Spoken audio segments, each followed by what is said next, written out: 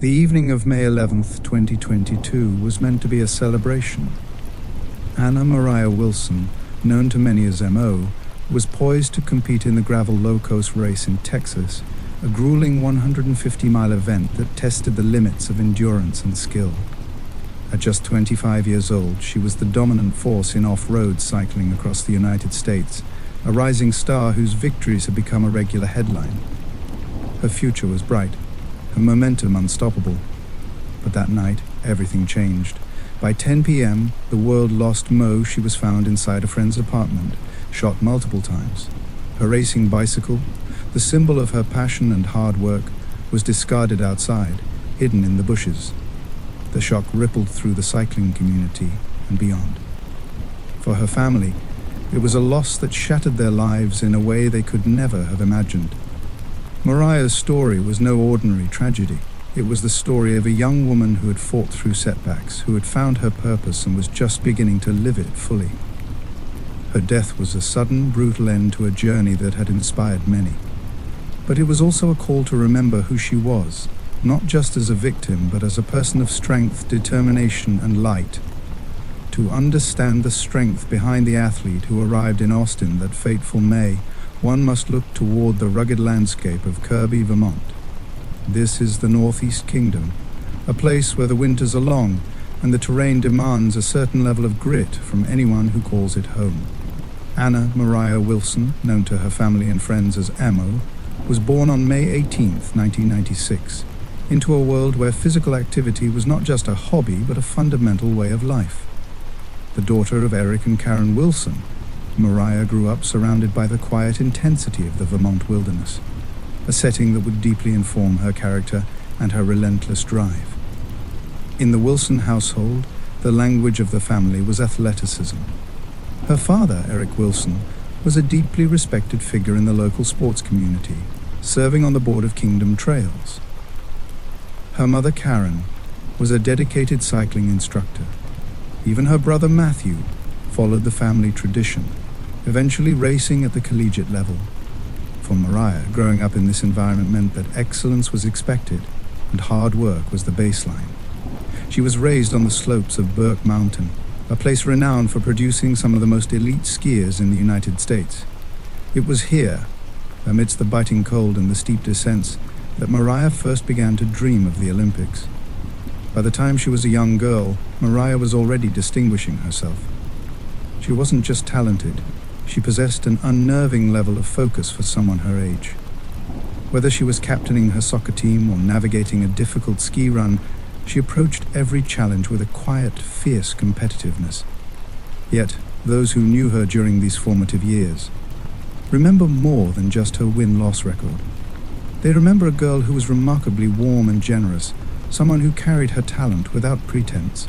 She was a natural leader who preferred to lead by example, pushing herself to the absolute limit while remaining a source of encouragement for those around her. Moriah's path seemed clearly defined. She attended Burke Mountain Academy, a prestigious institution designed specifically to funnel elite talent into the Olympic pipeline.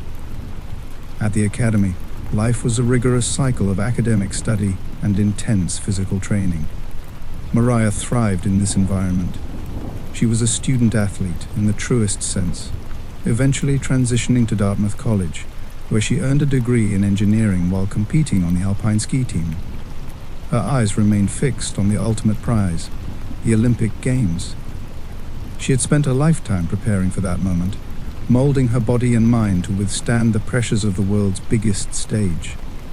She was a young woman who knew exactly who she was and where she was going, fueled by a dream that had been nurtured in the snowy woods of Vermont. As she moved through her university years, Moriah represented the pinnacle of what a young athlete could achieve. She had the pedigree, the schooling, and the raw physical power to make her Olympic aspirations a reality. The discipline she learned on the trails of the Northeast Kingdom had prepared her for the world, or so it seemed.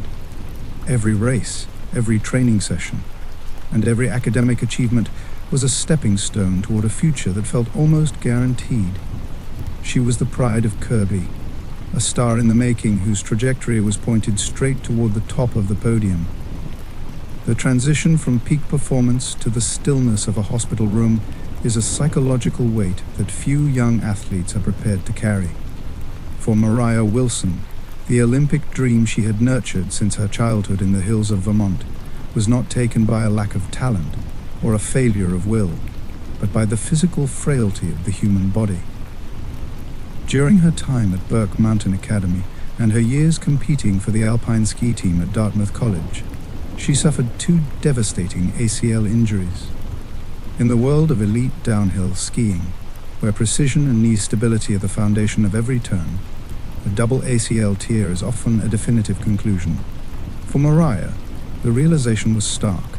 The path she had walked for nearly 2 decades was no longer open to her.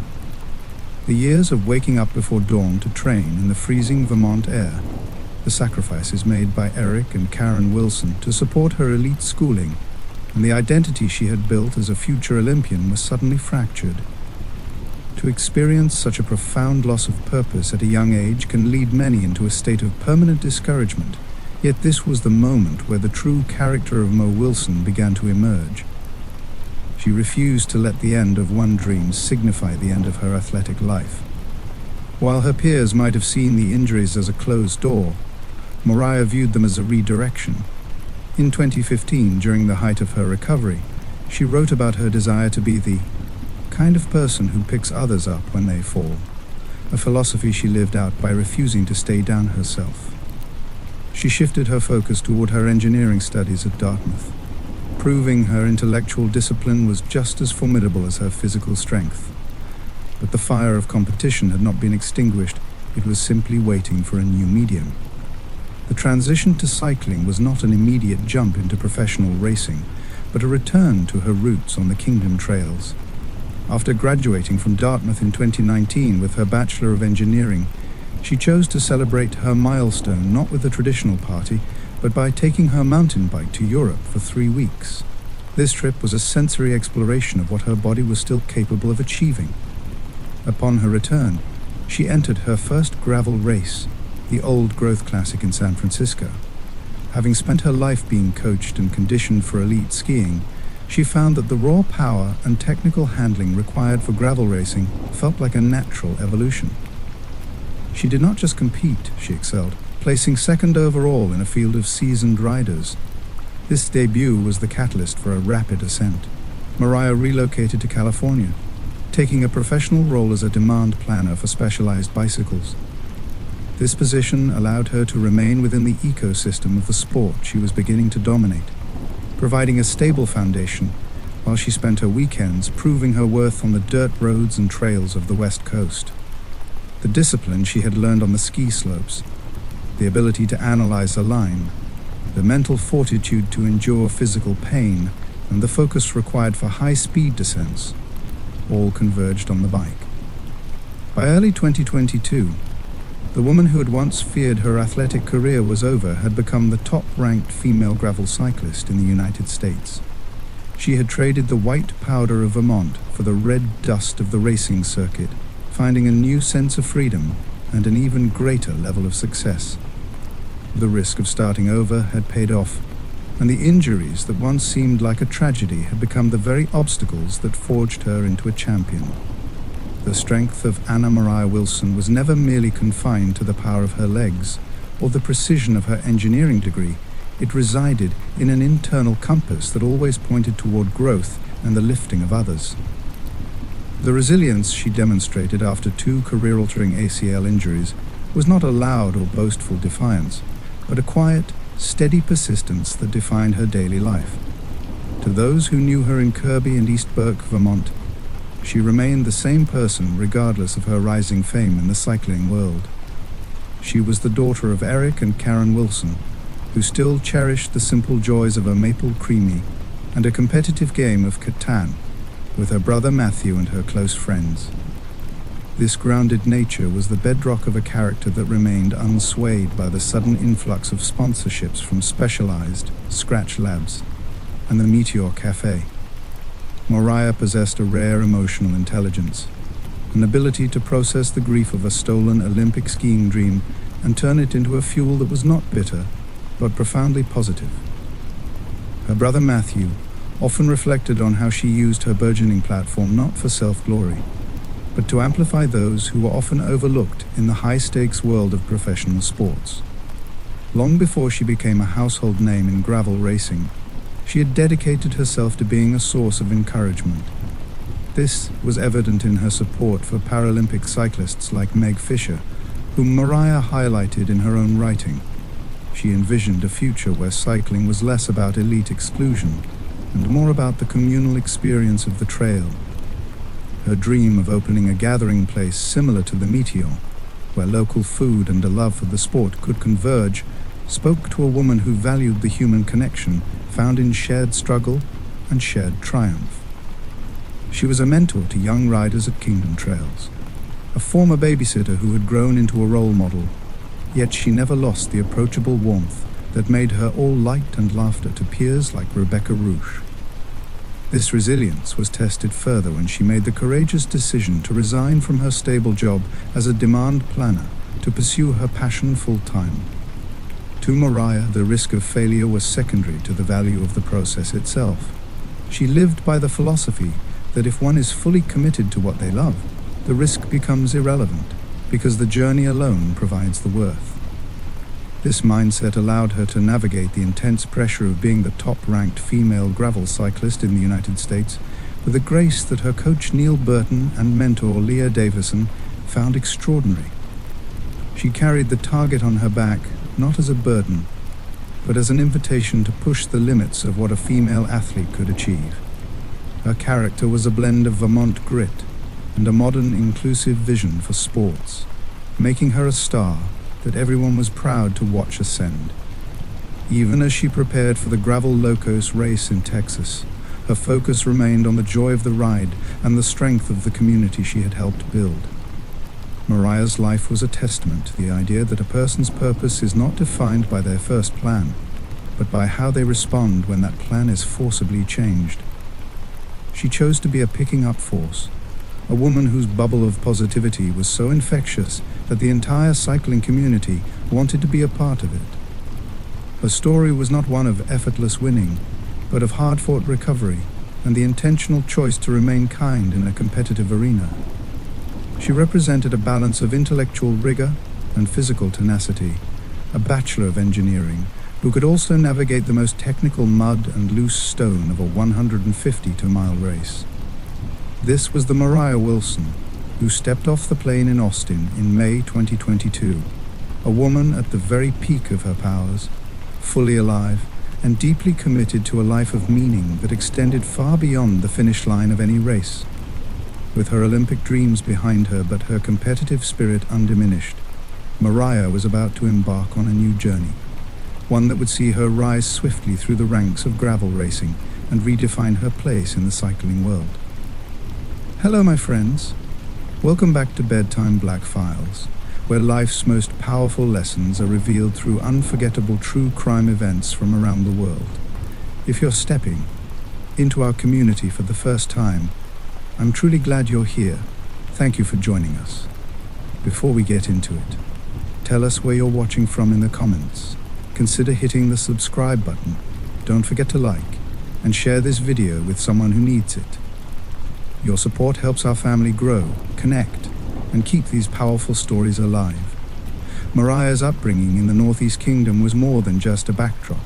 It was a crucible that shaped her identity. The winters in Vermont are long and demanding, and the community there is tightly knit, bound by shared experiences of endurance and mutual support. From an early age, Moriah was immersed in this culture of perseverance. Her parents, Eric and Karen Wilson, were pillars of this community, not only supporting their daughter's ambitions, but actively contributing to the athletic environment that nurtured her. Eric's role on the Kingdom Trails board was more than administrative. It was a commitment to preserving a space where athletes like Moriah could thrive. Karen's work as a cycling instructor was a daily reminder that passion and profession could coexist. This family dynamic instilled in Moriah a sense of responsibility, not just to herself, but to the community that had given her so much. Her childhood was filled with the rhythms of outdoor life, skiing in the winter, biking in the summer, and a constant interplay between challenge and joy. The Kingdom Trails, with their rugged terrain and demanding courses, were her training ground and sanctuary. Here, she learned the value of discipline and the importance of pushing through discomfort. But she also learned to appreciate the small moments, the camaraderie of a group ride, the quiet satisfaction of mastering a difficult trail, the simple pleasure of fresh air and open space. These experiences grounded her, providing a balance to the intense focus required by competitive sports. At Burke Mountain Academy, Moriah's world expanded but remained rooted in the same principles. The academy was a place where talent met opportunity and where the stakes were high. The training was relentless, the expectations exacting. Yet Moriah's approach was marked by a humility that set her apart. She was not content to rest on natural ability. She sought constant improvement. Her coaches noted her work ethic and her ability to absorb feedback without ego. She was a leader among her peers, not because she demanded it, but because she earned it through example. Her time at the academy was formative, not only in honing her athletic skills, but in shaping her character. The friendships she forged there, the lessons learned in both victory and defeat, became part of the foundation on which she would build her future. While in Dartmouth College, Moriah faced new challenges. The academic rigor was intense, and balancing a demanding engineering curriculum with competitive skiing required exceptional time management and mental resilience. Yet, she thrived. Her professors admired her dedication, and her teammates respected her commitment. Dartmouth was not just a place to study or compete, it was a community that nurtured her intellectual curiosity and athletic ambition simultaneously. The Alpine ski team was a tight-knit group, and Moriah's presence was a stabilizing force. She was known for her quiet determination and her ability to inspire others without words. Her dual identity as an engineer and athlete was a source of pride, reflecting a multifaceted approach to life that few could match. The injuries that interrupted this trajectory were devastating, but Moriah's response was emblematic of her resilience. The first ACL tear was a blow, but she approached rehabilitation with the same intensity she brought to training. When the second injury occurred, the reality of her situation became undeniable. Yet, rather than succumbing to despair, she chose to redefine her path. This decision was not made lightly. It was the result of deep reflection and an unwavering belief in her capacity to adapt. She embraced the challenge of recovery, viewing it as an opportunity to grow rather than a defeat. This mindset was a testament to her inner strength and her refusal to be defined by setbacks. Her pivot to cycling was both a return to familiar terrain and a bold new beginning. The skills she had developed as a skier, balance, endurance, mental toughness, translated naturally to the demands of gravel racing. Her first race in San Francisco was a revelation, not just for her performance but for the joy it rekindled. The sensation of riding through varied terrain, the camaraderie of the cycling community, and the thrill of competition reignited her passion. This new chapter was marked by rapid progress, fueled by a combination of natural talent and relentless work ethic. Her move to California was strategic, placing her at the heart of the cycling world and allowing her to immerse herself fully in the sport. Moriah's character shone through in every aspect of her life. She was not only a competitor but a mentor, a friend, and a beacon of positivity. Her blog and social media presence reflected a commitment to inclusivity and empowerment, particularly for women and athletes with disabilities. She used her platform to highlight others, to share stories of perseverance and triumph, and to foster a sense of community. Her vision extended beyond personal success to a broader mission of connection and support. This was a woman who understood that true achievement was measured not just in victories, but in the impact one had on others. Her decision to leave a stable job to pursue cycling full-time was a defining moment. It was a leap of faith grounded in confidence and clarity of purpose. Moriah embraced the uncertainty of this choice with a philosophy that valued the journey over the outcome. This perspective allowed her to navigate the pressures of competition with grace and focus. Her relationships within the cycling community, including her friendship with Colin Strickland, were characterized by mutual respect and shared passion. She was a rising star not only because of her results, but because of the way she carried herself, authentically, generously, and with unwavering determination. As she prepared for the Gravel Locos race in May 2022, Moriah embodied the culmination of years of hard work, resilience, and vision. She was a woman who had faced adversity head-on and emerged stronger, who had transformed loss into opportunity, and who had built a legacy of inspiration. Her story was one of relentless pursuit, grounded in the values instilled by her family and community. It was a story that deserved to be told with honesty, respect, and depth, a story that would resonate far beyond the finish line. When Moriah returned from that 3-week trip in Europe after graduating from Dartmouth, she did not simply bring souvenirs, she brought a renewed sense of possibility. Riding unfamiliar trails in foreign places had reminded her of something fundamental. Her body still responded to challenge, and the appetite for competition had not been extinguished by injury or time. The Old Growth Classic in San Francisco was intended as an experiment, a test to measure what she could do on 2 wheels rather than skis.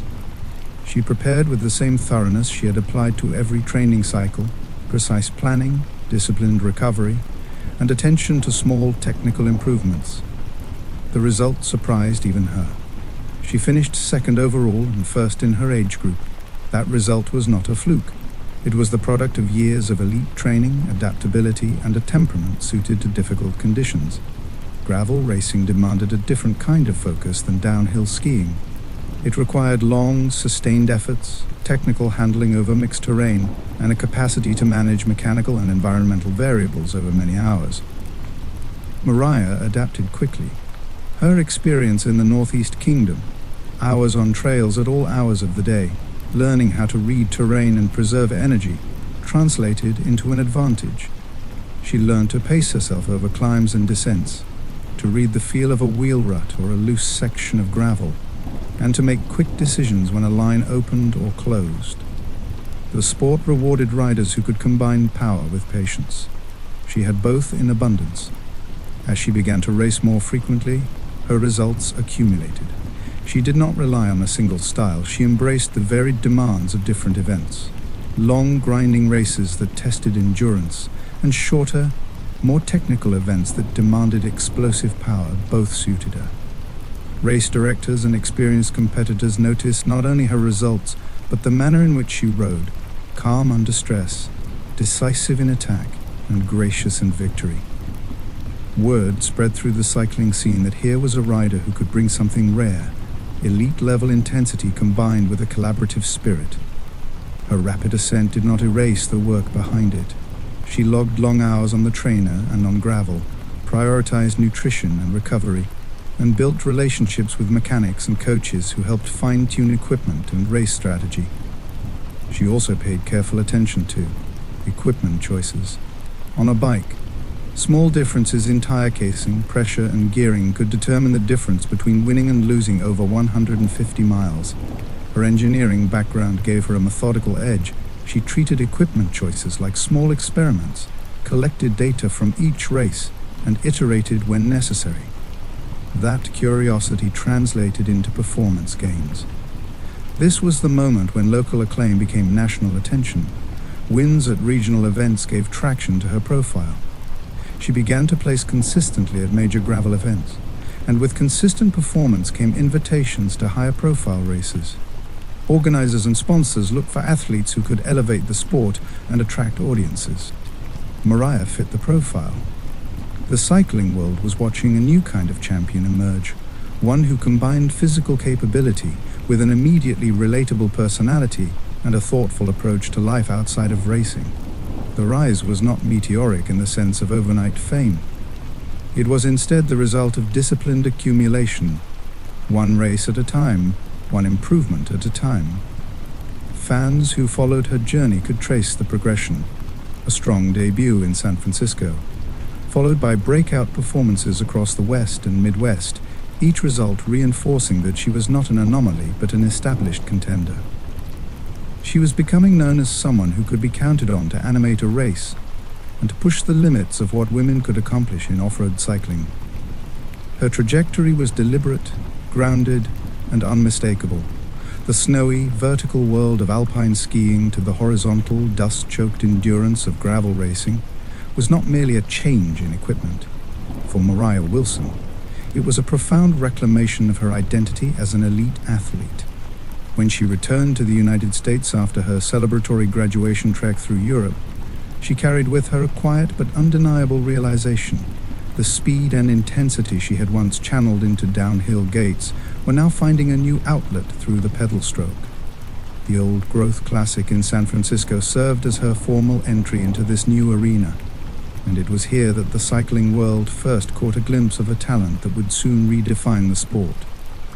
She did not enter the race with the loud confidence of a veteran, but with the methodical preparation of an engineer and the hardened discipline of a girl raised on the kingdom trails of Vermont. Finishing second overall in her very first competitive outing was a statement that resonated across the regional circuit. It proved that the resilience she had built during those long years of injury recovery in Kirby had forged something more durable than simple muscle. Gravel racing is a grueling discipline that rewards those who can suffer in silence while maintaining absolute technical precision. Unlike the short, explosive bursts of alpine skiing, gravel events often last several hours, requiring a rider to navigate loose stone, deep mud, and unpredictable weather, while managing their internal engine. Moriah found that the mental fortitude she had developed while facing the disappointment of her ended skiing career gave her an advantage over competitors who had never known such setbacks. She understood how to pace herself, when to take risks on technical descents, and how to remain calm when the terrain became treacherous. She quickly realized that her background in the Northeast Kingdom had essentially been a lifelong apprenticeship for this moment. The Kingdom trails, with their intricate network of roots, rocks, and variable soil, had taught her how to read the earth beneath her wheels with an instinctive clarity. By the time she relocated to California to work as a demand planner for specialized bicycles, she was already a student of the sport's nuances. She spent her weekdays analyzing data and trends for one of the world's leading bike brands, and her weekends applying that same analytical rigor to her own performance. She began to treat every training ride and local race as a data point, refining her approach to nutrition, tire pressure, and cadence. This intellectual depth, combined with her raw physical power, allowed her to ascend through the ranks with a speed that felt both natural and inevitable. As 2021 progressed, the name Moriah Wilson began to appear at the top of results sheets with increasing frequency. She was no longer just a talented newcomer, she was becoming a tactical force. Her rise was characterized by a versatility that few could match. She could hold her own in the high-speed, tactical environment of flat gravel sectors, and then pull away from the field the moment the road turned upward into steep, technical climbs.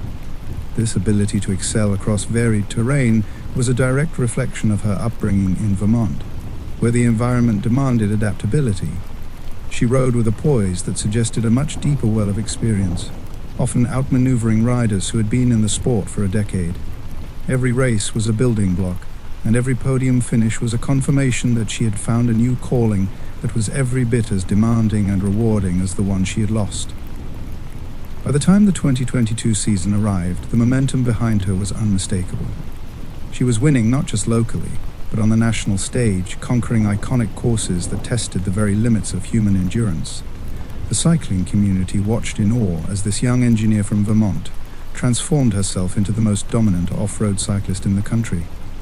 Yet, through this rapid rise, Moriah remained grounded. She never lost the warmth that had defined her childhood, and she never forgot the trails that had first taught her how to ride. She was a champion who carried herself with a quiet grace, even as she became the person every other rider was looking to beat.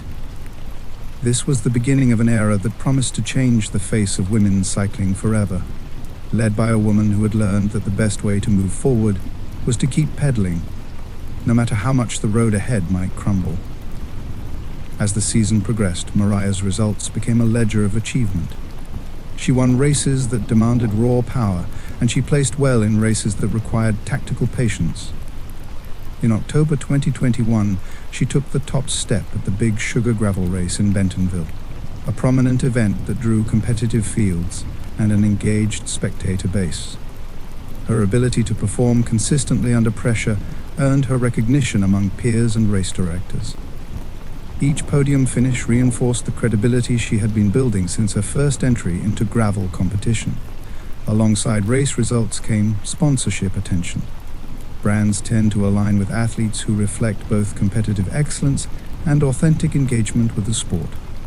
Companies such as Specialized and Nutrition Partners recognized that Moriah represented a new wave of off-road competitors, driven, approachable, and invested in the sport's community aspects.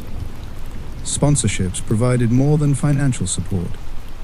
They offered equipment, logistical assistance, and access to development resources for a rider transitioning from a stable job into a performance-focused life. These partnerships were critical. They enabled her to focus more on training and racing, to travel to key events, and to optimize preparation. The decision to leave her role at Specialized and pursue cycling full-time was not a spontaneous leap. She approached it with the same planning that defined her athletic preparation. She weighed financial considerations, sponsorship commitments, and the opportunities that an intensified training schedule would unlock. The calculus included potential risks, but also the upside, the possibility of racing at a higher level and making a meaningful contribution to the sport she loved. The personal discussions with family and mentors reflected careful thought. Eric and Karen supported her choice, understanding what it meant to pursue a calling fully. Once committed to full-time racing, Moriah's calendar filled with targeted events. She prioritized races that would challenge her strengths and offer opportunities to compete against top talent. Her training plan evolved to include structured intervals, long endurance days, and targeted strength work to sustain power late in long events. Her coach and support network refined fueling strategies and race tactics. Race weekends became more than performances. They were field tests for accumulated work. She traveled for events, sometimes to remote corners where gravel culture had taken hold, and she took these opportunities to learn local lines and support fellow competitors. The result was extraordinary. In the span of a single season, she amassed 10 wins and the reputation of the most successful female off-road cyclist in the United States. Each victory was earned against strong fields and difficult courses. The consistency of her performance was as notable as any single triumph, and it elevated expectations, her own as well as those of those who followed her. It also created a platform from which she could amplify messages that mattered to her: inclusivity in sport, positive body image advocacy for female athletes, and mentoring young riders. Sponsorships grew not only in number but in depth. Companies offered multi-year partnerships that allowed Moriah to plan a sustainable path forward. The support helped underwrite travel, coaching, and equipment. It also enabled her to engage in community projects and to use her platform for causes she cared about. This professional infrastructure allowed her to focus on performance without losing sight of the broader purpose she had articulated earlier: to inspire others to ride, to create space for women in the sport, and to strengthen the community fabric around cycling. Choosing to pursue cycling full-time was a decision that reshaped her life, and it was a choice she met with responsibility and clarity. The year 2022 began not as a continuation of Moriah's progress, but as a total takeover of the American gravel scene. In February, she secured a massive win at the Rock Cobbler Race, a notoriously difficult event in California known for its steep, white wall climbs and technical challenges. She followed this in March with another victory at the Shasta Gravel Hugger. These were not just wins, they were displays of absolute tactical and physical superiority. A week later, she traveled to Stillwater, Oklahoma, for the Mid-South, one of the most prestigious events on the gravel calendar. Despite the immense pressure of being the favorite, and having, as she described it, a target on her back, she dominated the field once again. This string of victories confirmed her status as the top-ranked female gravel cyclist in the United States, a feat she achieved while still maintaining her professional responsibilities. Success on this scale inevitably drew the attention of major industry players. Brands began to recognize that Moriah was not just a winning athlete, but a powerful ambassador for the sport's future. She secured meaningful sponsorships from Specialized, Scratch Labs, and the Meteor Cafe. These partnerships were more than just financial arrangements. They were a validation of her work ethic and her ability to connect with the wider cycling audience. With the backing of these organizations, she had access to the best equipment and resources available, allowing her to further optimize her performance. However, balancing these growing professional athletic demands with her role as a demand planner was becoming increasingly difficult. She was living two lives, and both required her full attention.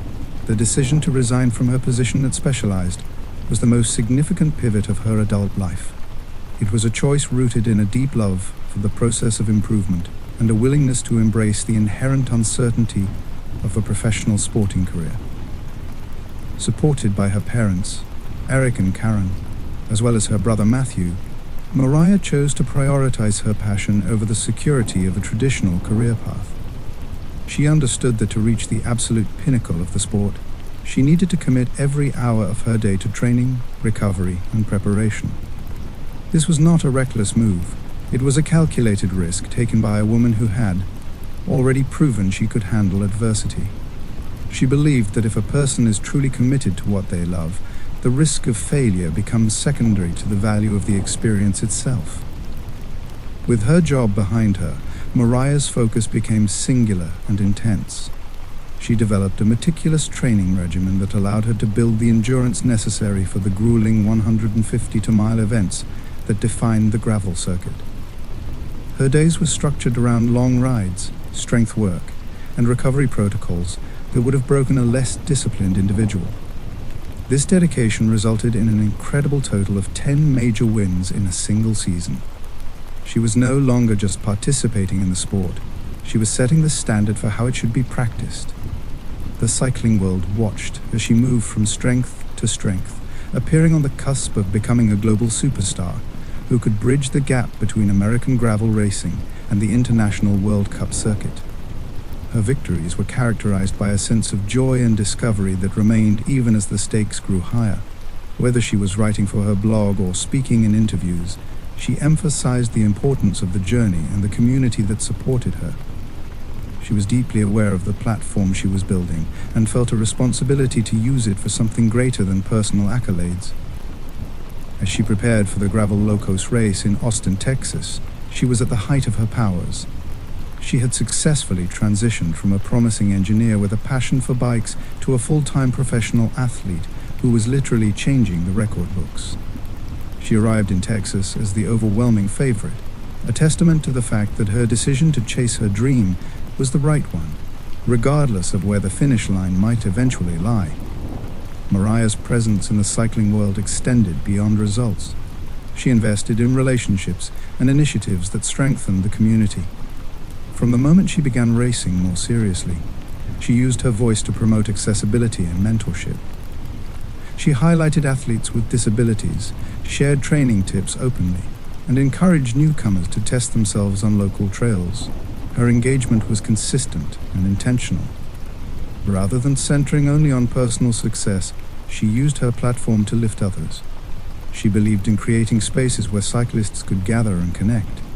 The idea of establishing a gathering place, a venue modeled on community hubs like the Meteor, was not an abstract dream.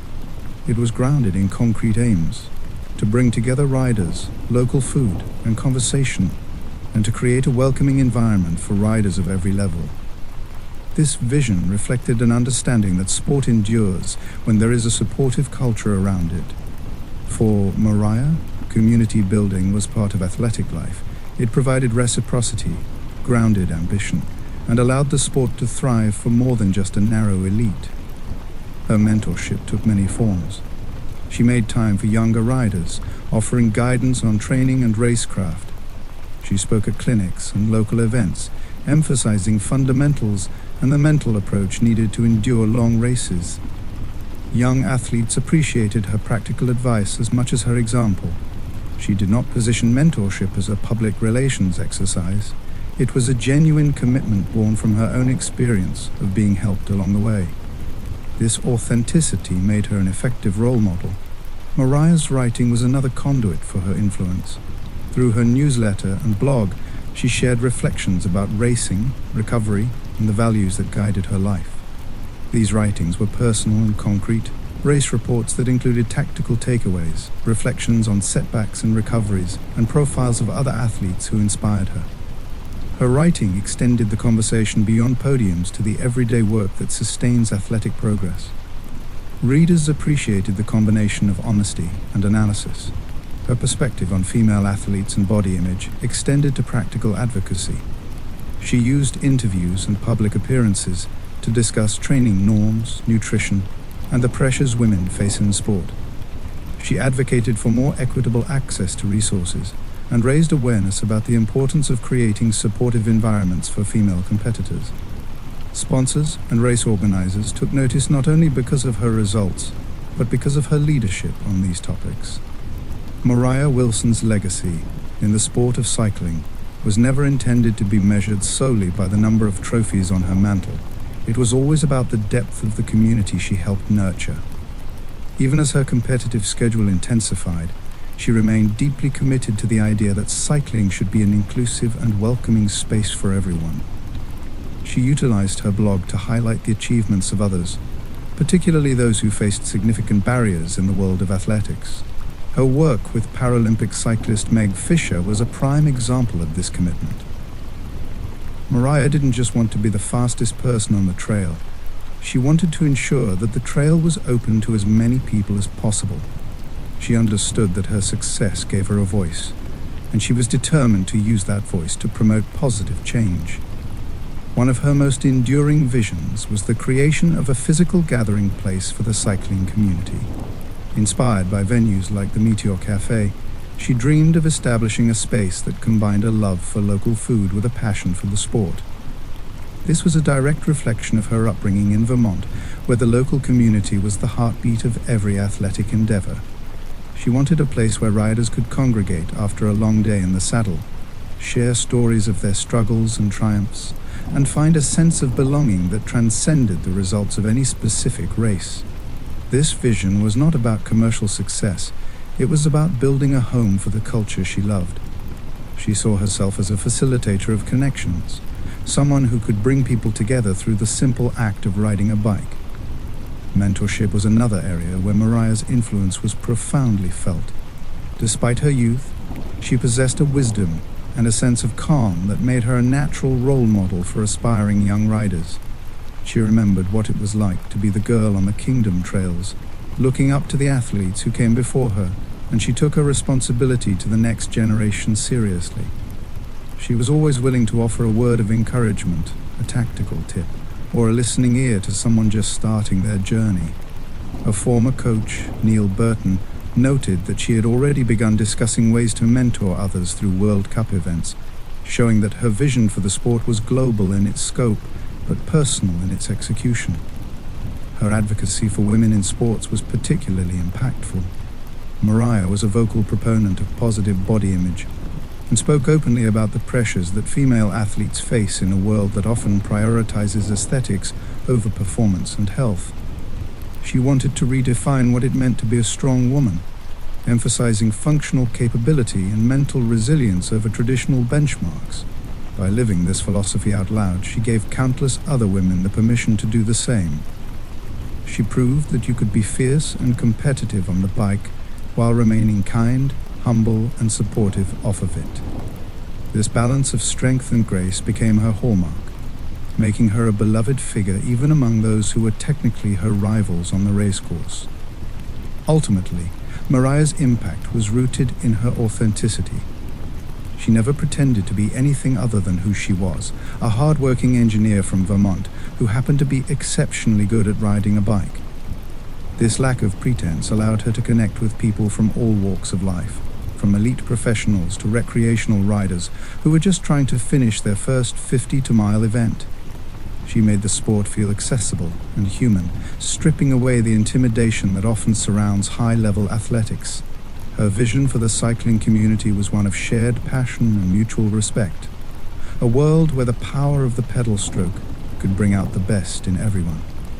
Even in her absence, this vision continues to inspire those who ride in her memory, ensuring that the light she brought to the sport will never truly fade.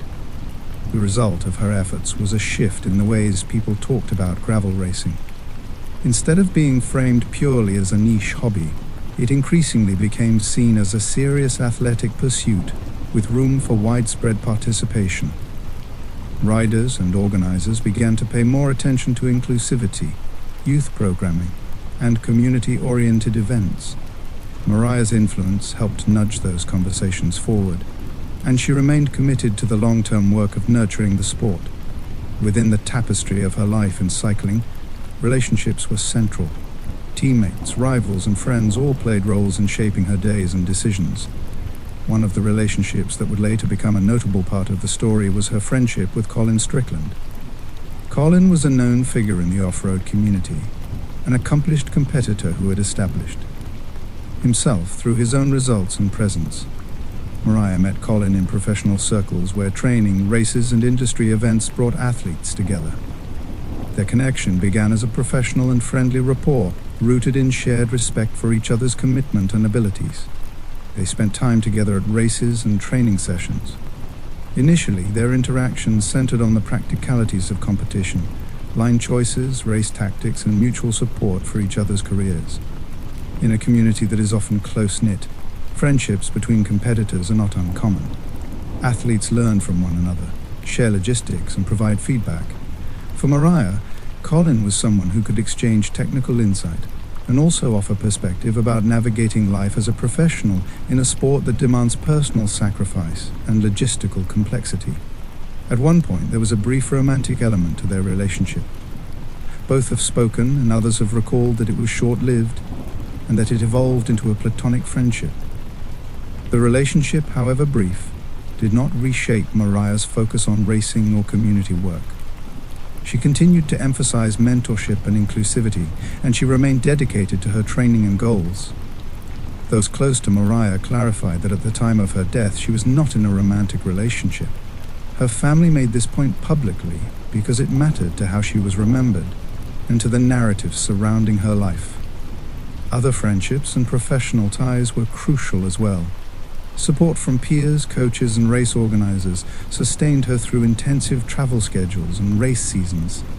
Her coach and mentors offered tactical guidance, while local mechanics and sponsors ensured her equipment was race-ready. Friends like Kaitlin opened their homes and provided a place to stay during events. In a sport where travel and temporary lodging are common, the generosity of friends can be decisive. These relationships were not merely logistical. They were personal anchors that connected Moriah to a wider community of people who cared about the sport. The network of relationships also extended to media and advocacy allies. Journalists and filmmakers who took interest in her story did so not just for headlines, but because they recognized an athlete invested in her community. That recognition later influenced how the documentary approached her life. Filmmakers centered her voice and the memories of people who knew her intimately, aiming to portray her as more than a victim of a crime, but as an active, engaged human being whose life had been fully lived. In short, Moriah's life in cycling was shaped as much by the people around her as it was by results. Her friendships offered practical support and emotional sustenance. They helped sustain the rhythm of a demanding season and enrich the meaning of her accomplishments. The friendship with Colin was one thread among many, one that would figure into later events. But that, at the time, existed within a broader constellation of connections that defined her life and work in the sport. As Moriah navigated her first season as a full-time professional, her life was a whirlwind of training, travel, and evolving relationships. In the interconnected world of elite gravel racing, she frequently crossed paths with other prominent figures in the sport, including Colin Strickland. Colin was an established name in the industry, an athlete who had already achieved significant success and built a strong professional network. Their relationship began within the familiar boundaries of the cycling circuit, at races, trade shows, and industry events sponsored by mutual partners like the Meteor and Specialized. They shared a dedication to the craft of off-road racing, and their initial connection was rooted in the mutual respect that high-level competitors often feel for one another. In the autumn of 2021, during a brief period when Colin was separated from his longtime partner, Kaitlin Armstrong, he and Moriah shared a short romantic involvement. This transition from professional colleagues to something more personal was brief, and both parties eventually decided that their connection was best maintained as a platonic and professional friendship. For Moriah, this was a clear and settled matter. She continued to focus entirely on her career and her contributions to the cycling community. Her family would later emphasize that at the time of her arrival in Texas, she was not in a romantic relationship with anyone. She was a woman solely dedicated to her sport and the future she was building for herself. Despite the brief nature of their past involvement, Moriah and Colin remained friends within the professional cycling ecosystem. They continued to communicate about sponsorships, training, and the logistical challenges of professional racing. To Moriah, this interaction was part of the collaborative spirit she championed throughout her career. She saw Colin as a peer and a source of professional insight, someone who understood the unique pressures of being a sponsored athlete in a rapidly growing sport.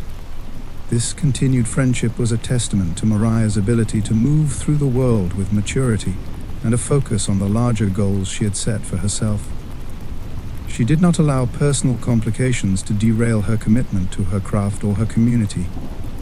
On May 10, 2022, Moriah flew into Austin, Texas, to prepare for the gravel low-cost race. This was a homecoming of sorts within the cycling world, as Austin had become a major hub for the gravel community. She arranged to stay with her friend Caitlin Cash, whose apartment provided a comfortable and supportive environment for her pre-race preparations.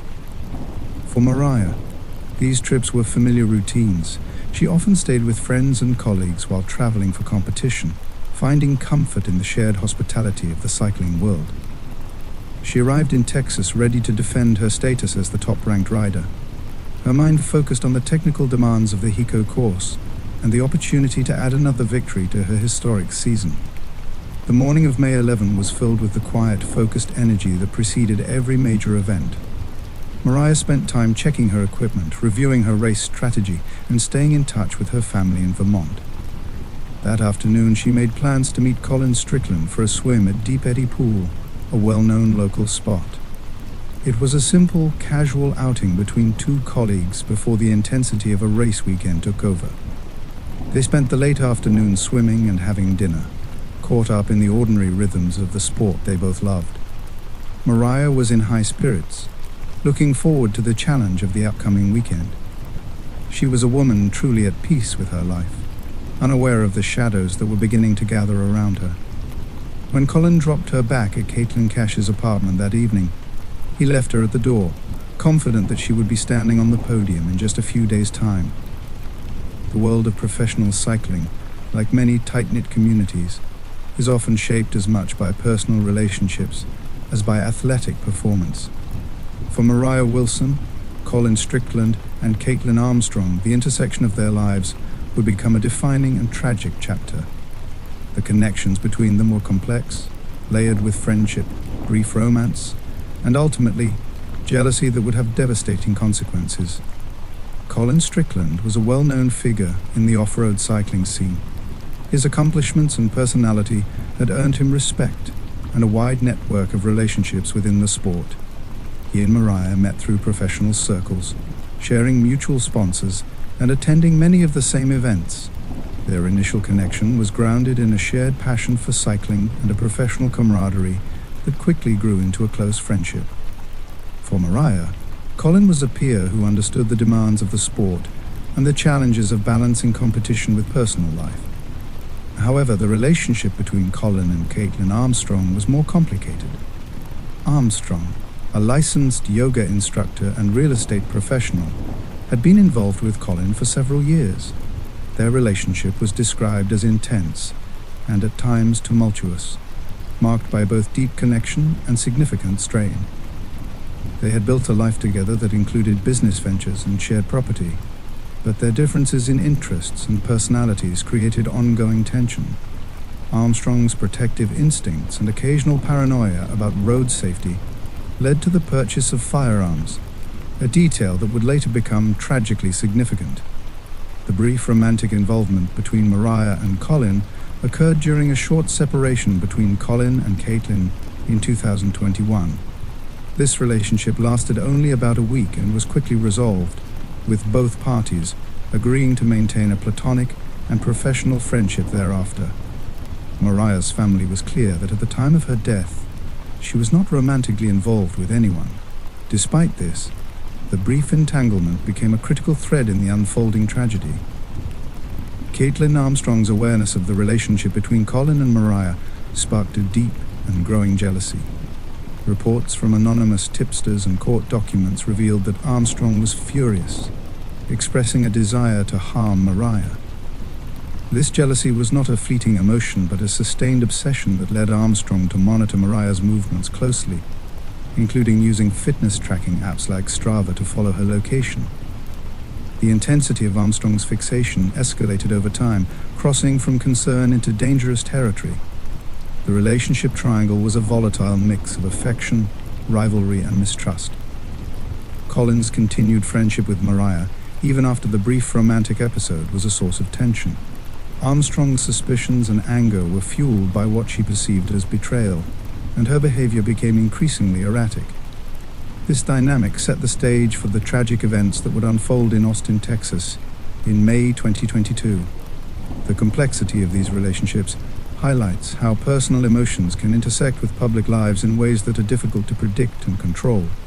For Moriah, Colin, and Kaitlin, the boundaries between friendship, love, and jealousy blurred, creating a situation fraught with risk. The cycling community, which had celebrated Moriah's rise and supported her ambitions, was unaware of the storm gathering beneath the surface.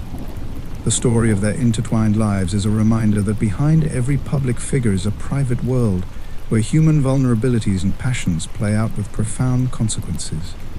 To understand the intensity of the friction that eventually ignited into violence, it is necessary to examine the life of Kaitlin Marie Armstrong before she ever encountered the Austin cycling scene. Born in November 1987 and raised in Livonia, Michigan, Kaitlin grew up in a stable environment with her parents, Sharon and Michael Armstrong, and her sister Christine. She was an active youth who played multiple sports in high school, demonstrating an early affinity for physical discipline that she would later translate into a professional career. After attending Eastern Michigan University, she sought out a life that combined financial stability with holistic wellness, eventually traveling to Indonesia to become a certified yoga instructor. By the time she settled in Texas, she had built a multifaceted professional identity as a real estate professional, an entrepreneur, and a teacher of mindfulness, a stark contrast to the internal volatility that would later define her. When Kaitlin met Colin Strickland on a dating app in October 2019, she entered a partnership that was as functionally integrated as it was emotionally unstable. Colin was not just her romantic partner, he was a business associate. Together they formed a limited liability company and invested in real estate, purchasing a home in Lockhart. Kaitlin took an active role in managing Colin's professional finances, embedding herself into the very infrastructure of his career as a professional cyclist. However, Colin would later testify that their 2.5-year relationship was frequently tumultuous. He questioned their long-term compatibility, citing their differing interests and the friction that arose from their high-pressure lifestyles. This instability created a vacuum of insecurity that Kaitlin attempted to fill with control. The turning point in Kaitlin's psychological state occurred during a brief separation from Colin in the autumn of 2021. It was during this window that Colin met Moriah Wilson. Although Colin and Kaitlin eventually reconciled, the revelation of his brief romantic connection with Moriah acted as a catalyst for a burgeoning obsession. Kaitlin's reaction was not one of mere hurt, but of profound, transformative rage. An anonymous tipster would later inform investigators that Kaitlin was shaking with anger upon learning of the entanglement, reportedly stating that she wanted to kill Moriah. This was no longer a matter of a struggling relationship. It had devolved into a fixation on a perceived rival whom she viewed as a threat to the life she had built with Colin. This jealousy began to manifest in a calculated monitoring of Moriah's life. Kaitlin began using the fitness social media app Strava to track Moriah's training rides and locations. In the world of professional cycling, Strava is a standard tool for recording data, but in Kaitlin's hands, it became a surveillance device. She was no longer just a yoga instructor or a partner. She was a hunter, quietly observing the movements of a woman who was reaching the pinnacle of a sport that Kaitlin's own partner dominated. The paranoia that had previously led her to ask Colin to purchase firearms for her, ostensibly for protection against road rage, now had a specific human target. The Sig Sauer P365 handgun that Colin bought for her was no longer a tool for self-defense. It was a latent instrument of the obsession that was consuming her from within. As May 2022 approached, the tension within the Lockhart household reached a breaking point. Kaitlin was aware that Moriah was coming to Texas for the gravel locos race, and the proximity of her rival served to sharpen her resolve. She began visiting a shooting range with her sister Christine to ensure she was proficient with the firearm. To the outside world, she remained the polished, professional yoga instructor, but internally, she was operating with a cold, singular focus. She was tracking the communication between Colin and Moriah, waiting for a moment that would confirm her suspicions. The jealousy that had started as a spark in the Michigan woods had become a wildfire in the Texas heat, and Kaitlin Armstrong was no longer willing to simply watch it burn. In the days before the race in Texas, the digital trail that had become part of daily life for cyclists began to take on a different cast. Tools like Strava are built for transparency, segment times, routes, and the quiet satisfaction of a well-executed effort. For Kaitlin Armstrong, those same features offered the ability to watch another person's movements with precision. She used the information to confirm patterns, locations, and timing. What had started as curiosity hardened into a plan of attention. The monitoring was methodical. It allowed her to know when Moriah trained, where she stayed, and how she moved from one place to another, the same publicness. That bolstered Moriah's following, also exposed her daily rhythms to someone who was watching for a reason that went beyond rivalry. On May 10th, Moriah arrived in Austin. She stayed with her friend Caitlin Cash while preparing for the gravel locos race in Hico. It was common practice among racers to stay with friends or local riders during race weekends. Hospitality and mutual support are woven into the sport's culture. That afternoon and evening, Moriah moved through the familiar pre-race rituals, checking equipment, pedaling a short tune-up ride, and then sharing a quiet swim and dinner with Colin Strickland. These moments were ordinary in the life of a professional competitor, part of the rituals that steady an athlete before a major event. Colin drove Moriah back to Kaitlin's apartment and left her at the door. Her arrival triggered a notification on the apartment's smart lock at 8:36 p.m., a small detail investigator would later use to reconstruct the timeline. For the people who knew her, this was the last normal timestamp before everything changed. Sometime later, someone entered the apartment. There were no signs of forced entry. No broken locks, no shattered windows. The lack of visible damage suggested familiarity at the threshold, either someone who knew how to get in or someone given access. That quiet fact would become one of the most painful elements for Moriah's family and friends to accept.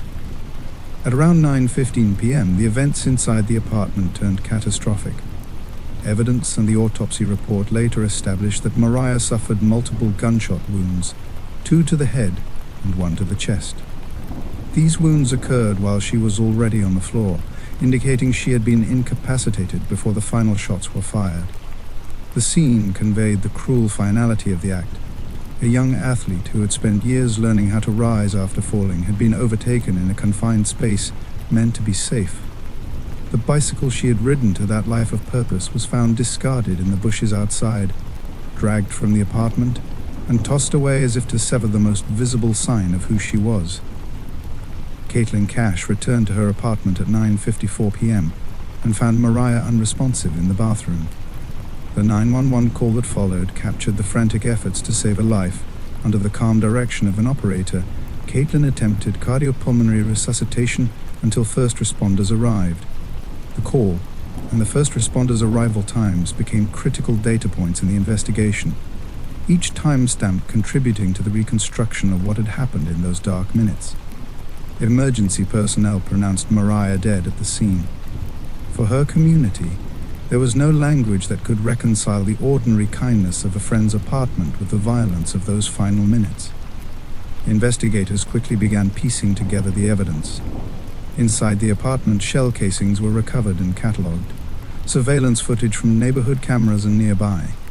Businesses supplied a larger view of activity in the hours surrounding the killing. A black Jeep seen on footage matched a vehicle registered to Kaitlin Armstrong. Forensic teams moved methodically. They collected the physical traces left behind, catalogued the ballistic evidence, and sought any DNA or material connections to the vehicle, the bike, and the people connected to Moriah's life. A spent casing, later matched to a Sig Sauer P365 linked to the Armstrong-Strickland household, became one of the pivotal forensic leadings. It was the kind of physical match that transformed suspicion into a prosecutable line of inquiry. Digital evidence compounded the physical trail. Phone records, GPS pings, and the Strava logs that Kaitlin had used to observe Moriah were examined in sequence. The combination of surveillance footage, location data, and the matching ballistic evidence allowed investigators to construct a timeline that led inexorably toward the person who had fled shortly after the crime. When confronted with these converging facts, the picture that emerged was not of a spontaneous act, but of something that had been planned with forethought, an occasion where monitoring and proximity replaced impulse. Beyond the data, witnesses described behaviors and statements that deepened the sense of premeditation. Anonymous tipsters told investigators that Kaitlin had expressed intense anger and had made threats. Her recent visits to a shooting range, accompanied by her sister Christine, and her decision to acquire training and equipment for firearm use were presented as preparations. Those preparatory acts, when combined with location evidence and the forensic match, produced a framework for investigators to seek an arrest warrant for first-degree murder. By May 12th, 2 days after the killing, police were knocking on doors in Lockhart, and an arrest warrant for Kaitlin Armstrong had been issued. But when officers arrived at her residence, she was gone. Her absence underscored the severity of the case and introduced a new chapter, a fugitive now assumed to be fleeing jurisdiction. The careful surveillance that had once been used by Kaitlin to follow another's training now, in a cruel twist, became the means by which law enforcement began to track her movements. Investigators combed through airport records, credit card activity, and travel logs. They coordinated with federal authorities as the inquiry widened beyond a single county. For Moriah's family and friends, each piece of evidence was an exacting reminder of the finality of their loss. The community that had once celebrated her victories now grappled with the detailed forensic narrative of her death. In the days after, tributes and remembrances tried to capture the fullness of her life, resisting the reduction of her story to the facts of a homicide. The investigation, however, could not wait on grief. It continued its course, assembling proof that would eventually link actions, objects, and locations into a prosecutable chain. The events of that night in Austin would soon reverberate far beyond Texas, prompting an international manhunt, an extradition, and ultimately a trial that exposed the human consequences of obsession and surveillance used with intent. The Austin Police Department moved with immediate, directed intensity. On the morning of May 12, 2022, investigators arrived at the home Colin Strickland shared with Kaitlin Armstrong. Their arrival was prompted by surveillance footage from a neighbor's security camera near the apartment of Kaitlin Cash, which had captured a dark SUV passing by at the approximate time of the shooting. When officers saw a black Jeep Cherokee in the driveway that matched the vehicle in the footage, the focus of the inquiry narrowed significantly. Registered to Kaitlin, the vehicle became a primary piece of physical evidence. Colin cooperated with the authorities, providing a detailed account of his afternoon with Moriah at the Deep Eddy pool and their subsequent dinner. He was consistently ruled out as a suspect after his alibi was confirmed by phone records, showing he was on a call at the exact time the shots were fired inside the apartment. As the physical search of the residence commenced, forensic technicians recovered 2 firearms. One of these was a Sig Sauer P365 handgun, which Colin had purchased for Kaitlin months earlier. Ballistic experts at the crime laboratory performed a comparative analysis between a spent shell casing found next to Moriah's body and a test-fired casing from the recovered handgun. The results yielded a significant match, providing a direct forensic link between the weapon in the Armstrong household and the homicide. This discovery was compounded by the recovery of Moriah's racing bicycle from the bushes outside the apartment. DNA evidence found on the bike further implicated Kaitlin, suggesting she had physically handled the bicycle, dragging it from the scene in a symbolic act of discarding Moriah's most prized possession. While the forensic evidence was mounting, Kaitlin's behavior during her initial contact with law enforcement raised further alarms. She had been brought in for questioning on an unrelated outstanding warrant regarding an unpaid service at a luxury spa. During the interview, investigators noted her stoic, almost detached demeanor. When detectives confronted her with the fact that her vehicle had been recorded at the scene of the crime, she did not offer an alibi or an explanation. Instead, she stayed silent and requested to leave. Despite the growing suspicion, the legal requirements for a first-degree murder warrant were still being finalized, and she was released from custody. This brief window proved to be the opportunity she needed to initiate a calculated escape. By the time the formal arrest warrant for the murder of Moriah Wilson was signed on May 17th, Kaitlin had already vanished. The investigation quickly transformed into a high-stakes manhunt led by the U.S. Marshals Service. Digital forensics revealed that she had sold her Jeep to a local dealership for several $1,000s, providing her with the liquid capital necessary for a prolonged flight. She then traveled to the Austin-Bergstrom International Airport, eventually making her way to Houston and then to New York City. Investigators tracked her to Newark Liberty International Airport, where she used her sister's name and passport to board a flight to San Jose, Costa Rica. The use of Kaitlin Armstrong's identity was a strategic move designed to bypass international watch lists and buy her time before federal agents could catch up. The flight was not a desperate, impulsive run, but a methodical attempt to erase her former self. Once in Costa Rica, she settled in the coastal town of Santa Teresa, an area known for its transient population of surfers and yoga enthusiasts. To avoid being recognized by the international posters bearing her image, she underwent plastic surgery to alter her facial features. She assumed new aliases and began integrating herself into the local community, even seeking employment as a yoga instructor. Back in the United States, the Wilson family in the cycling community waited in a state of suspended grief, watching as the days turned into weeks without an arrest. The investigation had moved from the pavement of Austin to the jungles of Central America, driven by the determination to bring a sense of justice to a family whose lives had been shattered by a single, senseless act of obsession. The flight from justice was not merely a physical departure from the jurisdiction of Texas, but a calculated attempt to dismantle a former identity and construct a new one in the tropical isolation of Central America. After selling her vehicle to acquire the necessary liquidity for her evasion, Kaitlin Armstrong navigated the complex web of international travel with a chilling efficiency. She traveled from Austin to Houston and eventually to New York, where she utilized her sister's passport to board a flight from Newark Liberty International Airport to San Jose, Costa Rica.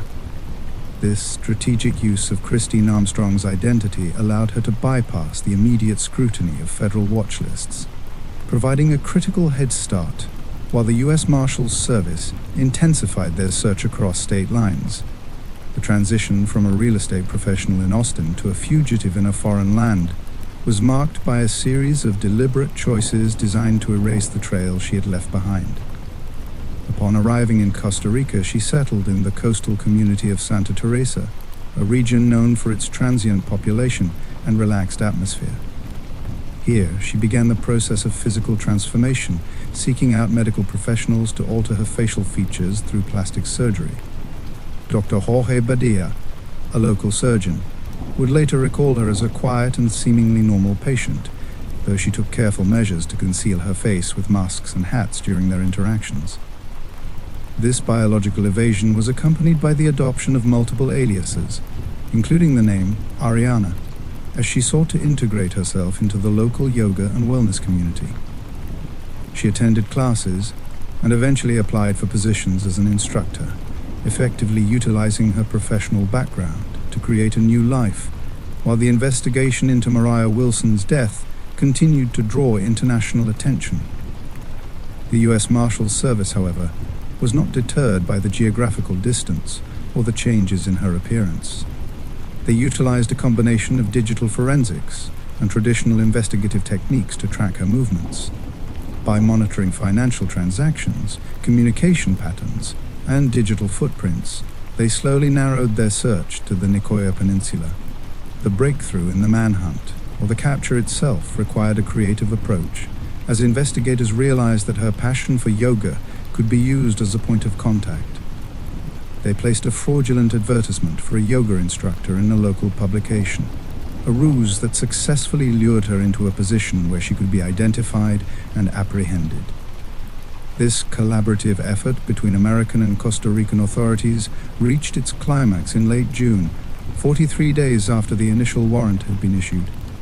When agents finally confronted her at a local hostel, they discovered her sister's passport and a series of surgical receipts inside a communal locker, providing the definitive physical evidence of her flight and attempt at transformation. The capture was a moment of profound significance for the Wilson family and the global cycling community, marking the end of a period of agonizing uncertainty. Kaitlin was extradited back to the United States, where she was returned to Travis County to face the legal consequences of the evidence gathered in Austin. The forensic trail that had begun with a shell casing and a surveillance video had successfully extended across borders, proving that while a person can change their name and their face, the physical evidence of their actions remains an indelible record.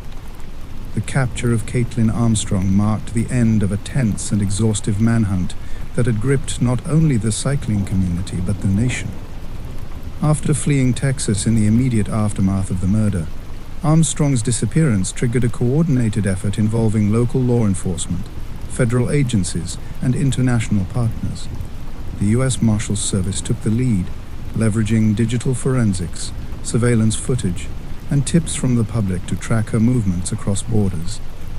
The use of her sister's passport to escape to Costa Rica was a calculated attempt to evade capture, but it also left a trail that investigators meticulously followed. In Costa Rica, Armstrong's efforts to blend into the local community were undone by a clever sting operation. Knowing her background as a yoga instructor, U.S. Marshals placed a fake job advertisement for a yoga teaching position in a local publication. Armstrong, eager to establish a new life, responded to the ad and was apprehended at a hostel in Santa Teresa after 43 days on the run. The arrest was a moment of relief for the Wilson family and the broader community that had been waiting for justice. It was also a testament to the persistence and ingenuity of law enforcement agencies working across international lines. Following her arrest, Armstrong was extradited back to Texas to face charges of first-degree murder. The trial that followed was a high-profile event, drawing significant media attention and public interest. Prosecutors presented a compelling case built on a combination of forensic evidence, digital tracking, and witness testimony. The ballistic match between the shell casing found at the crime scene and Armstrong's handgun was a cornerstone of the prosecution's argument. DNA evidence linking her to the discarded bicycle further solidified the case. Surveillance footage and GPS data painted a detailed picture of her movements on the night of the murder, while testimonies from anonymous tipsters revealed the depth of her jealousy and intent. Armstrong's defense team challenged the admissibility of certain evidence, including her custodial interrogation, arguing that it was obtained without proper Miranda warnings. However, the court rejected these motions, allowing the prosecution to present a full account of the investigation. The trial also included emotional moments, such as the presentation of Moriah's bicycle in court. The sight of the bike, with its helmet still hanging as if waiting for its rider, resonated deeply with the jury and those present. It was a stark reminder of the life that had been taken, and the dreams that would never be fulfilled. After a 3-week trial, the jury found Kaitlin Armstrong guilty of first-degree murder. The conviction was a culmination of months of painstaking work by investigators and prosecutors, and it brought a measure of closure to a case that had captivated the nation. Armstrong was sentenced to 90 years in prison and ordered to pay a $10,000 fine. She is eligible for parole after serving at least 30 years. The sentence reflected the severity of the crime and the impact it had on the Wilson family and the community. The trial and conviction were not just legal milestones, they were moments of reckoning for everyone involved. For the Wilson family, it was a confirmation that the system had recognized the gravity of their loss. For the cycling community, it was a painful reminder of the vulnerabilities that exist even in the most supportive environments. The case underscored the dangers of jealousy and obsession, and the devastating consequences they can have when left unchecked. Yet amid the sorrow, there was also a sense of resilience, a determination to honor Moriah's memory by continuing to build the community she had loved and to advocate for the values she embodied. The conclusion of the criminal trial, resulting in a 90-year sentence for Kaitlin Armstrong, provided a definitive legal resolution to the act of violence. Yet for Eric and Karen Wilson, the pursuit of accountability did not end at the prison gates. In the American legal system, a criminal conviction addresses the offense against the state, but it often leaves the personal and financial wreckage of the victims unaddressed. In May 2024, exactly 2 years after the loss of their daughter, the Wilson family filed a significant wrongful death civil lawsuit against Armstrong. This was not a pursuit born from a desire for financial gain, rather. It was a strategic and moral necessity. Their attorney, Randy Howry, made it clear that the primary objective was to ensure that the individual responsible for Moriah's death could never profit from the notoriety of her crime. In a media landscape where true crime stories are often commodified through book deals, television contracts, and film rights, the Wilsons sought to build a legal wall that would prevent the perpetrator from ever seeing a single cent of profit from the telling of Moriah's tragedy. The civil proceedings offered a different kind of forum than the criminal trial, focusing specifically on the profound emotional and secondary damages inflicted upon the survivors. While the criminal court focused on ballistics, GPS pings, and the mechanics of the flight to Costa Rica, the civil suit allowed the family to articulate the true scale of their mental anguish. It catalogued the mental anguish, emotional pain, torment, and suffering that had become the daily reality for Eric, Karen, and Matthew Wilson. The courtroom heard testimony regarding the void left in their lives, the missing phone calls, the empty seat at the dinner table in Vermont, and the stolen future of a young woman who was on the verge of global stardom. This legal action was an act of reclamation, a way for the family to assert that the value of Moriah's life could not be ignored or diminished by the passage of time or the finality of a prison sentence. Later in 2024, the judge presiding over the case awarded the Wilson family a total of $15 million in damages. This total included $10 million in compensatory damages for their suffering and $5 million in exemplary damages, a sum intended to punish the defendant further for the nature of her actions.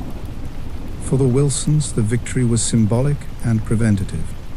The judgment meant that any future assets Kaitlin Armstrong might acquire, or any income she might generate through the exploitation of her story, would be legally redirected to the family she had devastated.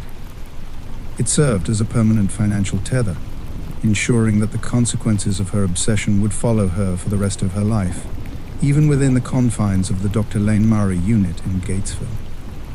The civil lawsuit also served as a public affirmation of Moriah's worth. By successfully arguing the case, the Wilsons ensured that the record reflected more than just a homicide. It reflected the immense loss of an engineer, an athlete, and a daughter whose presence had been a source of light for everyone she encountered. It was a fight for justice that extended beyond the initial investigation, proving that the family was willing to navigate the complexities of the legal system for as long as necessary to protect Moriah's memory. This second phase of the legal battle reinforced the narrative that accountability must be total. It sent a clear message to the public and the cycling community that the family would not remain silent or passive while the person who took their daughter's life remained in the headlines.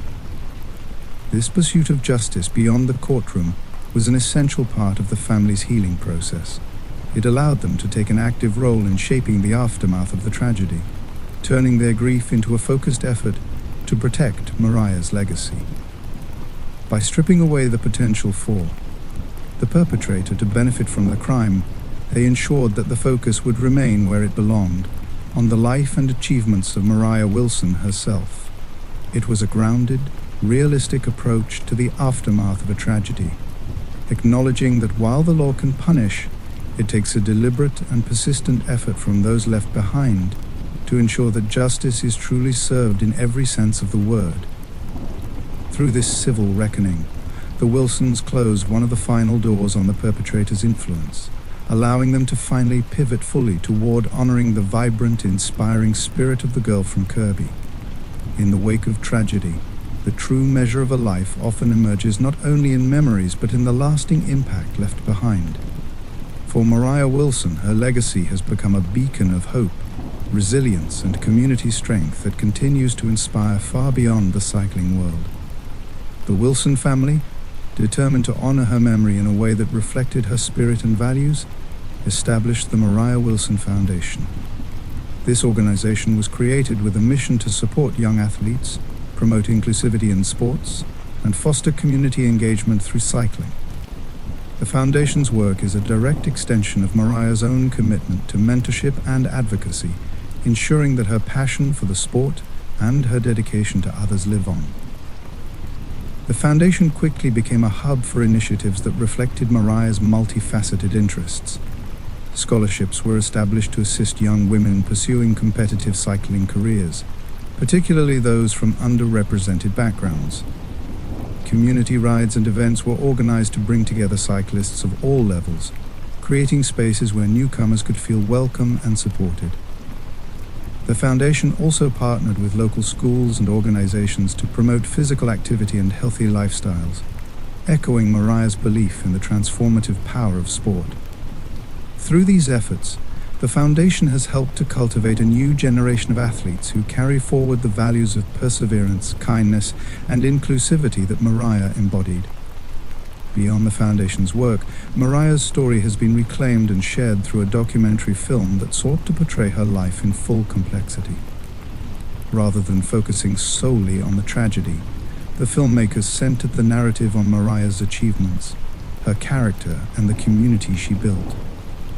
Interviews with family, friends, coaches, and fellow athletes painted a portrait of a woman who was fiercely dedicated, deeply compassionate, and relentlessly driven.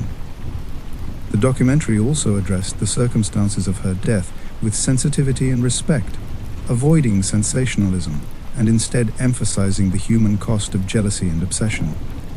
This approach resonated with audiences, providing a platform for conversations about mental health, violence prevention, and the importance of community support. The film's release sparked renewed interest in Moriah's life and legacy, drawing attention from both the cycling community and the broader public. It served as a catalyst for discussions about safety for athletes, the challenges faced by women in competitive sports, and the need for vigilance against the destructive power of unchecked emotions. The documentary also highlighted the Wilson family's ongoing efforts to transform their grief into positive action, showcasing how they have channeled their loss into a force for good. Through screenings, panel discussions, and educational outreach, the film has become a vital part of the Foundation's work, amplifying Moriah's voice and vision. Moriah's legacy is not confined to trophies or records. It is found in the lives she touched and the community she helped to build. Her story continues to inspire athletes to pursue their dreams with integrity and courage. reminding them that success is measured not only by victories, but by the impact one has on others. The foundation and documentary stand as testaments to the enduring power of her spirit, ensuring that her light continues to shine even in the face of darkness. As the cycling world moves forward, Moriah Wilson's name remains synonymous with resilience, compassion, and the unyielding pursuit of purpose. To conclude this narrative is to look beyond the static facts of a court record or a forensic report and instead examine the enduring human truths that remain in the wake of the storm. The story of Moriah Wilson is fundamentally a study in the profound contrast between two different ways of moving through the world, one defined by the expansive power of purpose, and the other by the corrosive limitations of obsession. Moriah lived her life in a state of constant forward motion, viewed not as a frantic escape from the past, but as a deliberate and joyful ascent toward a higher version of herself. From the ski hills of Vermont to the gravel roads of Texas, her journey was marked by a resilience that did not just survive hardship, but was actively refined by it. When her Olympic dreams were shattered by injury, she did not retreat into bitterness. She redirected that same championship energy into a new discipline, proving that a person's value is not tied to a single outcome, but to the character they bring to the struggle. This resilience stands in stark opposition to the destructive cost of jealousy that ultimately ended her physical journey. The obsession that consumed Kaitlin Armstrong was a vacuum that pulled everything inward, replacing the vast potential of a life with a singular, distorted focus on control and perceived rivalry. Jealousy, when left to fester in the dark corners of the mind, acts as a poison that blinds the individual to the beauty of their own life, leading them to believe that the only way to secure their happiness is to extinguish the light in another. The tragedy in Austin was the final violent expression of this internal rot, a reminder that the most dangerous boundaries are often the ones we draw within ourselves. The cost of this obsession was total, resulting in the loss of a vibrant young talent and the permanent incarceration of a woman who chose a path of violence over the difficult work of self-reflection and healing. Yet, despite the gravity of the loss, the power of pursuing one's purpose remains the most dominant theme of Moriah's story. Purpose is the engine that allows an athlete to endure a 150-mile race through the heat and the dust, and it is the same force that allows a family to stand in a courtroom and demand accountability without losing their humanity. Moriah's purpose was never just about being the fastest rider on the trail. It was about the community she built, the young women she mentored, and the kindness she extended to her rivals after the finish line. This sense of meaning is what makes her legacy so durable. While the perpetrator is confined to a cell, Moriah's influence continues to circulate through the foundation that bears her name, the riders who wear her colors, and the documentary that has reclaimed her history from the shadows of a crime scene. She remains an active presence in the world she loved, proving that a life lived with intention cannot be truly ended by a single act of malice. As we reflect on the lessons of this tragedy, we are reminded that resilience is not just the ability to bounce back, but the courage to keep opening one's heart to the world even after it has been broken. The Wilson family, Eric, Karen, and Matthew, have modeled this courage for an entire nation. By turning their grief into advocacy and their pain into a platform for others, they have ensured that the final word on Moriah's life is one of hope rather than despair.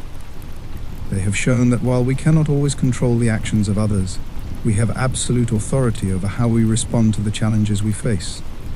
Their fight for justice, both in the criminal and civil courts, was a declaration that the truth matters and that the memory of a loved one is a sacred trust that must be defended with everything we have. Ultimately, the story of Moriah Wilson is a call to action for everyone who hears it. It is an invitation to pursue our own passions with the same relentless focus and quiet humility that she displayed on the trails of the Northeast Kingdom. It is a warning to guard our hearts against the creeping shadows of envy and to choose the difficult, rewarding path of growth over the easy, hollow path of resentment. In the quiet moments before a race, in the shared laughter of a community gathering, and in the steady, rhythmic beat of a heart in motion, her spirit endures. She taught us that the road ahead may be rough and the climbs may be steep, but as long as we keep pedaling with purpose, the light will always find a way to break through. Moriah Wilson is no longer just a name on a results sheet or a headline in the news. She is a reminder that a life fully lived, however short, is a masterpiece that can never be erased. The truth of Moriah Wilson is discovered not in the violence of her end, but in the vibrancy of her beginning and the continuity of her impact. She was a woman who understood that the true meaning of life is discovered in the work we do for others and the courage we display in the face of uncertainty. As the cycling community continues to pedal forward, her memory serves as both a comfort and a challenge. We are challenged to be as brave as she was, as disciplined as she was, and as committed to kindness as she was. By doing so, we ensure that her story remains a living testament to the power of a life lived with purpose. The road ahead is long, and the terrain is unpredictable, but as Moriah taught us, the only way to get where you're going is to keep moving forward with your eyes on the horizon and your heart full of hope. If you're stepping into our community for the first time, I'm truly glad you're here. Thank you for joining us. This family is Bedtime Black Files, where life's most powerful lessons are revealed through unforgettable true crime events from around the world. Tell us where you're watching from in the comments. Don't forget to hit the subscribe button to continue to see more stories like this. Share this video with someone who needs it. Your support helps our family grow, connect, and keep these powerful stories alive. Good night, and thank you for spending this night with the Moriah Wilson's case. See you on the next one.